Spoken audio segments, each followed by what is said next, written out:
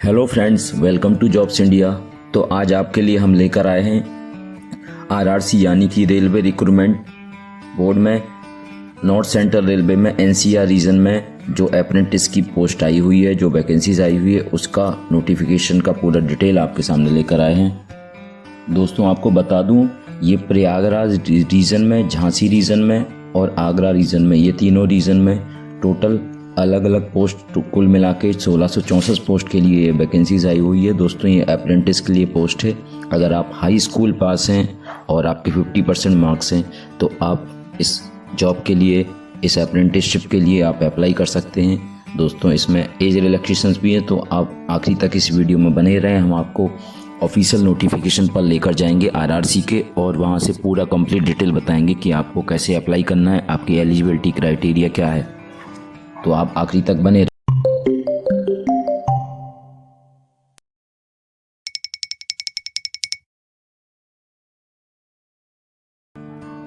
Welcome back friends.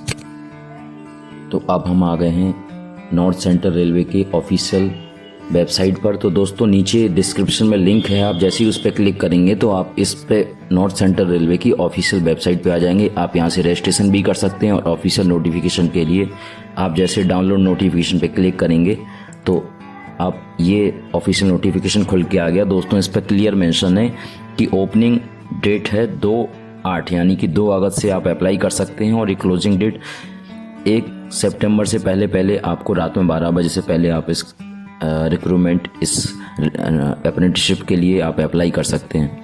दोस्तों आप इस वीडियो में बने रहें, और अगर ये ऑफिशियल नोटिफिकेशन अगर आप हमारे टेलीग्राम चैनल से भी कलेक्ट कर सकते हैं, नीचे डिस्क्रिप्शन में लिंक है, जाके आप ऑफिशियल टेलीग्राम चैनल को भी ज्वाइन करिए, क्योंकि रोज़ाना हम ऐसे ही वीडियोस आपके लिए लाते रहते हैं। दोस्तों इसमें एलिजिबिलिटी क्राइटेरिया मेंशन है, आपकी उम्र 24 साल से कम होनी चाहिए, तभी आप इसके लिए एलिजिबल हों। यानी कि 1/9/2021 यानी कि 1 सितंबर से पहले आप 24 साल के हों। अगर इससे ज़्यादा आपकी एज होगी, और इसमें एज रिलैक्सेशन 5 साल का है SC ST एस्पिरेंट्स के लिए, और OBC के लिए 3 साल का रिलैक्सेशन है। और अगर आप पर्सनैलिटी मतलब अगर आपका कुछ भी डिसेबिलिटी का सर्टिफिकेट है तो आप 10 साल का इसमें अपर लिमिट, एज लिमिट का रिलैक्सेशन दिया गया है। दोस्तों आप इसमें नीचे देखिए, ये वैकेंसी वाइज ये डेट भी दी गई है अनरिजर्व कैटेगरी के लिए। इससे यानी कि 1/9/1997 से लेके 31/8/2006 के बीच में अगर आपकी डेट ऑफ बर्थ है, यानी कि ओवरऑल आपकी जो एज है वो इतनी आनी चाहिए। अगर इससे ज़्यादा होगी आप इस डेट के अंडर में आने चाहिए। दोस्तों क्वालिफिकेशन की बात करते हैं तो क्वालिफिकेशन इस पर मेंशन है कि आपकी 10वीं पास होनी चाहिए, है ना, 50% मार्क्स के साथ। या फिर अगर आप ट्रेड वेल्डर या फिर वायर एंड कारपेंटर के लिए अप्लाई करना है तो आप 8वीं पास से भी आप अप्लाई कर सकते हैं, और इसके साथ साथ आपको ITI का सर्टिफिकेट भी देना होगा। तो दोस्तों अलग अलग ट्रेड में अलग अलग वैकेंसीज आई हुई हैं।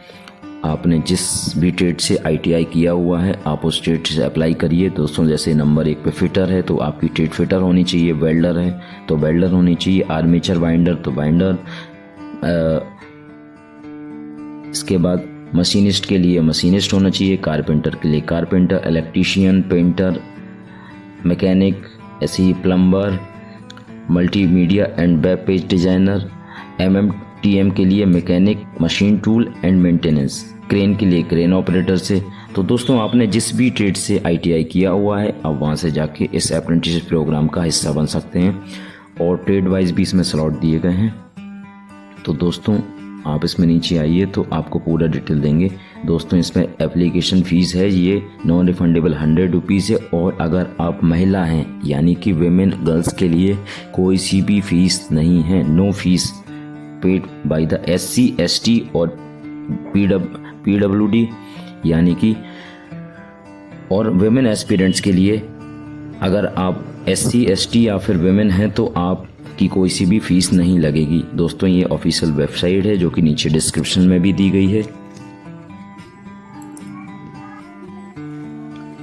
दोस्तों इसमें नीचे मेडिकल फिटनेस भी आपकी ज़रूरी है, तो ट्रेड वाइज इसमें जैसे लोकोमोटिव डिसेबिलिटी के लिए, फिटर के लिए लोअर क्लेम पार्शियली डैमेज, अगर ये है तो आप इसके लिए डिसेबिलिटी का सर्टिफिकेट दे सकते हैं, तो आपको स्पेशल रिजर्वेशन मिल जाएगा। वेल्डर के लिए अ पर्सन विद लेग, अगर इलेक्ट्रीशियन के लिए पार्शली लोअर लिम्ब में अगर स्टूडेंट कैन बी अकोमोडेटेड। उसके बाद स्टेनोग्राफर के लिए इंग्लिश में OA OL।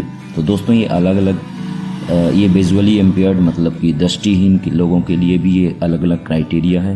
हियरिंग मतलब सुनने के लिए है, और मल्टीपल डिसऑर्डर के लिए जैसे ट्रेड फिटर, वेल्डर के लिए LCD। इसका पूरा डिटेल दोस्तों, जैसे मैक्सिमम डिसेबिलिटी डेफ यानी कि अगर आप सुन नहीं सकते हो, डम यानी कि बोल नहीं सकते हो, और अगर दोनों हो तो फिटर, वेल्डर, कारपेंटर। तो दोस्तों ये सब डिसेबिलिटी के लिए दिया गया हुआ है। इसके बाद मोड ऑफ सिलेक्शन, इसमें क्लियरली मेंशन है कि आपके ITI में मेट्रिकुलेशन यानी कि आपका 10th में 50% मार्क्स होने चाहिए आपके सारे सब्जेक्ट मिला के।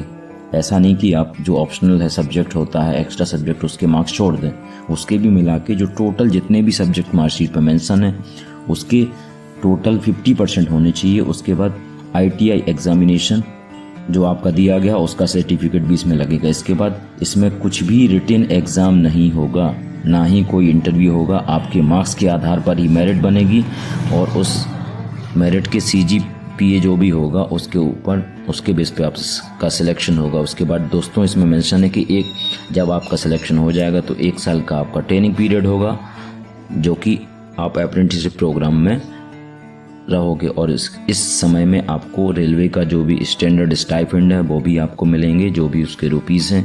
इसके बाद मोड ऑफ एप्लीकेशन, ये आप ऑनलाइन ही अप्लाई कर सकते हैं। दोस्तों इसका पूरा प्रोसेस मैंने आपको बता दिया। अगर आपको ये वीडियो अच्छा लगा हो तो आप हमारे चैनल को भी सब्सक्राइब कर लें, इस वीडियो को लाइक करें, और कुछ भी डाउट हो तो आप कमेंट बॉक्स में जाके पूछ सकते हैं, आपको प्रॉपर इसका आंसर मिलेगा।